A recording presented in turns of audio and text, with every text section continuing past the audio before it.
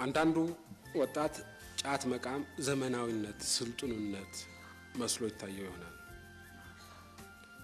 የአደንዛዥ እጽ ውስጥ መዘፈቅ ስልጡንነት ሊመስለው ይችል ይሆናል። በእኛ ትውልድ ጊዜ የመርካቶ ስልጡኖች የሚጠቀሙበት ቃል ነበራቸው። ገሪባ ፋራ ይሉ ነበር።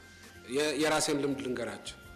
ሁለተኛ ደረጃ ትምህርት ቤት መጨረሻ ላይ ነው ሲጃራ ማጨስ የጀመርኩት። ለምን ቢባል ስልጡኖች የምላቸው ሰዎች ሲጃራ ያጨሳሉ።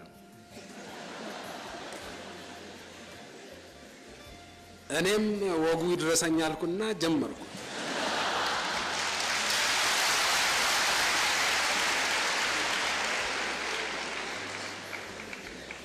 ነገር ግን አሁን በሰለጠኑት ሀገሮች ያለውን ሁኔታ ስታዩ